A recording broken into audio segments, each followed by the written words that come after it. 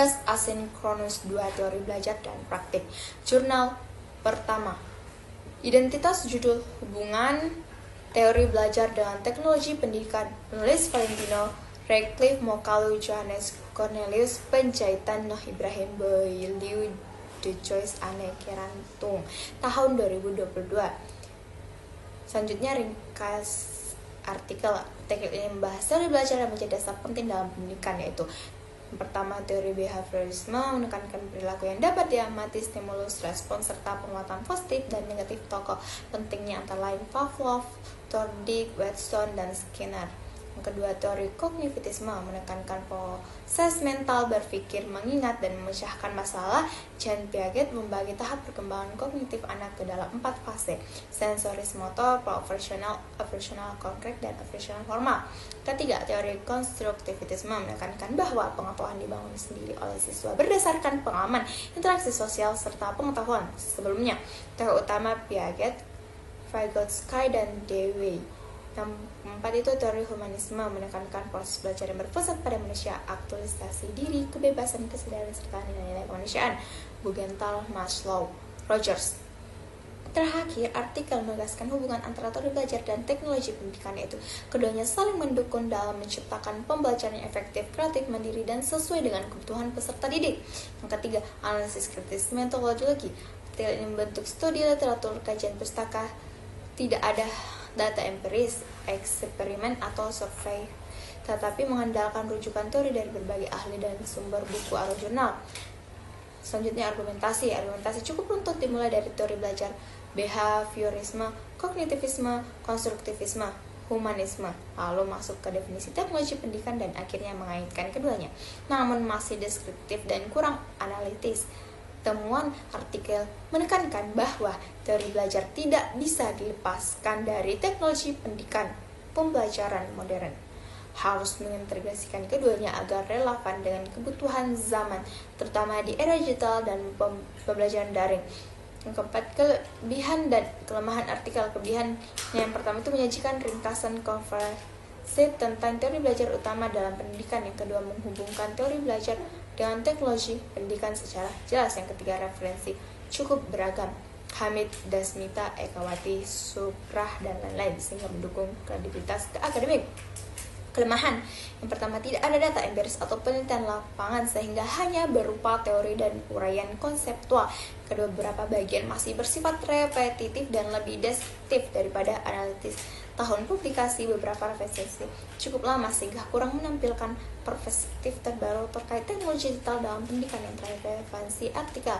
Yang pertama itu memberikan dasar teoritis yang kuat bagi guru atau pendidik dalam memahami proses pembelajaran siswa. Yang kedua, menunjukkan bagaimana teori belajar dapat dipadukan dengan teknologi pendidikan untuk meningkatkan kualitas pembelajaran.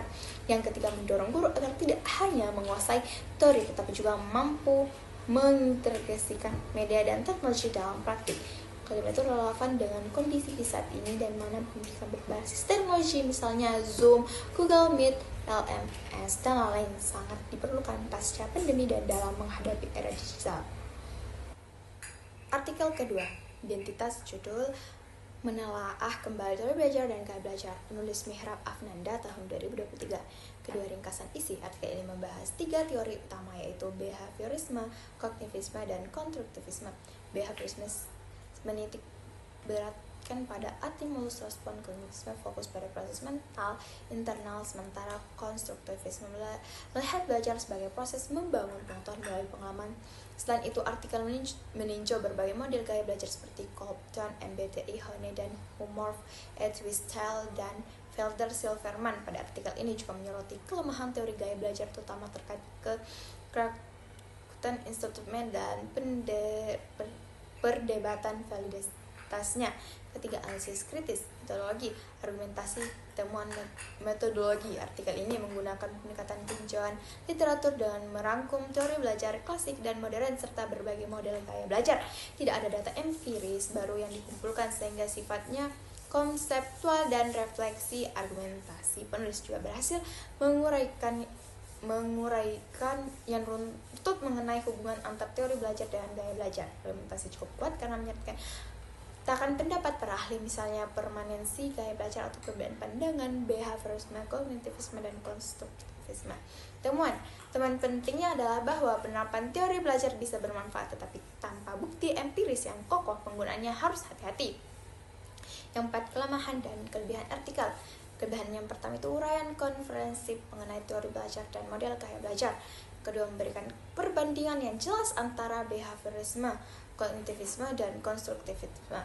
Kelemahan yang pertama itu tidak ada data empiris baru, hanya berbasis kajian pustaka. Yang kedua, analisis kritis masih terbatas, lebih dominan pada deskripsi.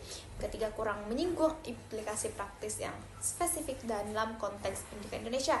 Relevansi artikel ini menegaskan bahwa behaviorisme, kognitivisme, dan konstruktivisme tetap menjadi landasan utama untuk memahami proses belajar. Setiap teori belajar memberi sudut pandang berbeda. Pertama, behaviorisme penting untuk memahami pembentukan kebiasaan dan kontrol perilaku melalui penguatan. Kognitivisme ini memberikan kerangka dalam merancang pembelajaran berbasis prosesan informasi. Konstruktivisme ini menekankan peran aktif siswa dalam membangun pengetahuan melalui interaksi sosial dan pengalaman.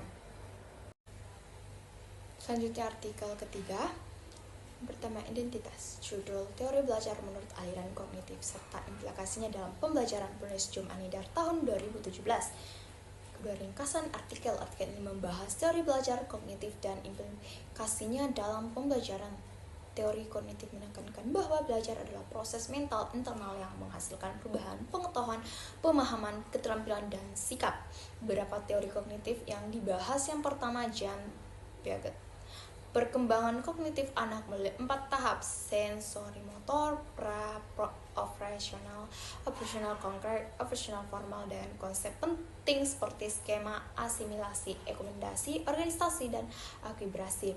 Kedua, Vygotsky menekankan peran sosial dan kultural dalam perkembangan kognitif melalui konsep zone of proximal development, CPD, dan scaffolding.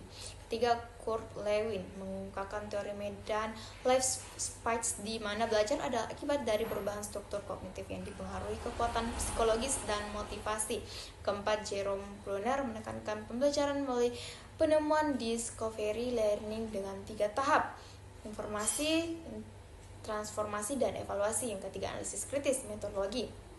Artikel ini menggunakan pendekatan kualitatif dengan studi literatur, kajian pustaka, tidak ada data empiris atau hasil penelitian lapangan. Selanjutnya, argumentasi cukup jelas dengan mengutip banyak ahli: Piaget, Vygotsky, Lewin, Bruner, Strock, Uno, Ormrod, dan lain-lain. Penyajian runtut dari konsep dasar belajar hingga implikasi praktis, namun kurang kritis dalam perbandingan teori, lebih bersifat deskriptif. Temuan artikel ini menegaskan pentingnya teori kognitif dalam membangun praktik pembelajaran berpusat pada siswa, kolaboratif, kontekstual, dan menekankan pada proses berpikir, bukan hanya hasil. Keempat itu kelebihan dan kelemahan artikel. Kelebihannya itu menjadikan teori kognitif dari berbagai tokoh secara lengkap dan jelas, menghubungkan teori dengan praktik pembelajaran di kelas, misalnya ZPD, scaffolding, konstruktivisme, menggunakan rujukan akademik yang relevan. Kelemahannya itu tidak menyajikan data empiris untuk mendukung penerapan teori di kelas nyata. Relevansi artikel yang kelima itu relevansi artikel ini sangat relevan untuk memahami landasan teori belajar kognitif dan aplikasinya dan pendidikan. Teori Piaget relevan untuk memahami tahap perkembangan siswa. Teori Vygotsky membantu guru dalam menerapkan pembelajaran kolaboratif. Teori Lewin menekankan pentingnya faktor motivasi dan lingkungan, sedangkan teori Bruner mendukung strategi discovery learning. Baik, selanjutnya saya akan menjelaskan artikel yang keempat dengan judul Teori-teori belajar dan aplikasinya dalam pembelajaran, dengan penulis Dewi Niswato Fitria tahun 2024. Ringkasan artikel ini membahas teori belajar dari perspektif filsafat ilmu hingga aplikasinya dalam pembelajaran. Inti pembahasan meliputi yang pertama, behavioristik, yaitu belajar dipandang sebagai perubahan perilaku hasil interaksi stimulus respon tokoh, yaitu Thorndike, Pavlov, Skinner, Keynet, dengan aplikasinya melatih kebiasaan baik hingga keterampilan praksis atau pendidikan tinggi. Selanjutnya yang kedua, kognitif, menekankan proses berpikir, pemahaman, dan pengelolaan informasi dengan tokoh Piaget, Brunner, Eichel. Dengan aplikasinya menekankan proses belajar aktif, restrukturisasi informasi, pemahaman lebih dalam, dan keterlibatan siswa. Yang ketiga, humanistik, yaitu menekankan pembelajaran untuk memanusiakan manusia, mengembangkan kepribadian, aktif kreativitas, motivasi, serta pengalaman bermakna dengan tokoh Maslow dan Rogers. Dengan aplikasinya, guru sebagai fasilitator memperhatikan karakteristik siswa, memberikan motivasi, dan membangun komunikasi. Yang keempat yaitu konstruktivistik. Pengetahuan dibangun oleh siswa melalui pengalaman dan interaksi dengan tokoh Dewey, Peach, dan Brunner. Dengan aplikasinya, pembelajaran berbasis proyek, with learning, social media learning, kolaborasi, eksplorasi, dan permunculan ide siswa. Selanjutnya, analisis kritis pada artikel ini.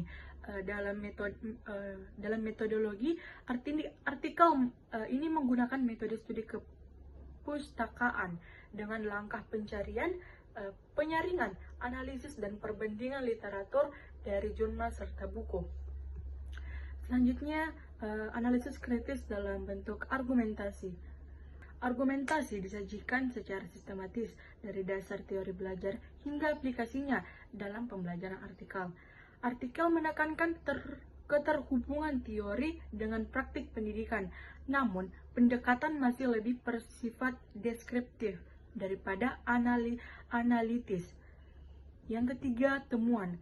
Artikel ini menemukan bahwa keempat teori belajar, behavioristik, kognitif, humanistik, dan konstruktivistik saling melengkapi. Tidak ada satu teori pun yang sempurna, namun masih relevan untuk konteks dan tujuan pembelajaran tertentu.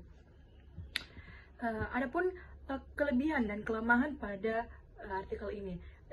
Adapun kelebihannya, yang pertama, membahas teori belajar utama, yaitu behavioristik, kognitif, humanistik, dan konstruktivistik secara komprehensif. Yang kedua, menjelaskan aplikasi teori secara konkret pada berbagai jenjang pendidikan. Yang ketiga, menggunakan metode kajian pustaka yang sistematis, pencarian, penyaringan, dan analisis literatur. Adapun kelemahan pada artikel ini, yang pertama, analisis masih bersifat deskriptif, belum menggunakan secara kritis berlebihan atau kekurangan tiap teori. Dan yang kedua, tidak ada data empiris atau lapangan untuk menguatkan penerapan teori dalam praktik nyata. Selanjutnya, relevansi pada artikel ini. Yang pertama, teori belajar. Memberikan pemahaman dasar tentang 4 teori utama dalam psikologi pendidikan, lengkap dengan tokoh, konsep inti, dan prinsipnya. Yang kedua, praktik pendidikan, yaitu menjadi panduan bagi guru atau pendidik untuk menilai dan mengaplikasikan teori belajar sesuai dengan kebutuhan siswa, situasi kelas, dan tujuan pembelajaran. Yang ketiga, era modern. Relevan dengan konteks pendidikan berbasis teknologi, with learning, social media learning, serta pendekatan student centered learning. Artikel yang terakhir dengan judul teori belajar dalam pembelajaran. Adapun penulisnya yaitu Putriani Lubis, Maria Bintang Hasibuan, dan Gusnameli tahun 2024. Adapun ringkasan pada artikel ini yaitu membahas konsep teori belajar, faktor yang memengaruhi belajar, prinsip-prinsip pembelajaran, serta 4 teori belajar utama, yaitu behaviorisme, kognitivisme, dan konstruktivisme, dan humanistik. Belajar dipandang sebagai proses sadar yang menghasilkan perubahan perilaku, pengetahuan, dan keterampilan yang relatif permanen. Penulis menekankan bahwa guru harus memahami teori-teori belajar untuk merancang pembelajaran yang efektif, memberikan kesiapan siswa, serta menyesuaikan strategi-strategi kondisi individual peserta didik. Metode penelitian yang digunakan adalah studi pustaka dengan menelaah buku, jurnal, dan sumber literatur lain yang relevan. Selanjutnya, adapun analisis kritis pada artikel ini. Yang pertama, metodologi. Pendekatan artikel menggunakan metode studi pustaka. Penulisan mengumpulkan data dari buku, jurnal, dan artikel terkait teori belajar. Yang kedua, kekuatan sesuai dengan tujuan penelitian yang menguraikan teori-teori belajar. Dan yang ketiga, relevan untuk topik teoritis yang membutuhkan sintesis literatur. Yang kedua, argumentasi.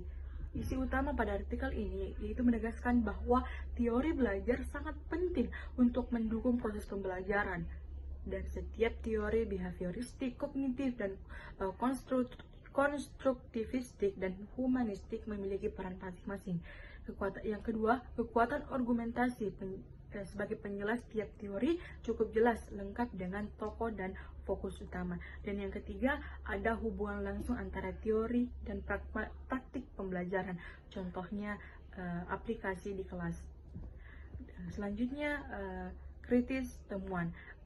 Temuan utama pada artikel ini itu belajar adalah proses perubahan tingkat laku melalui pengalaman.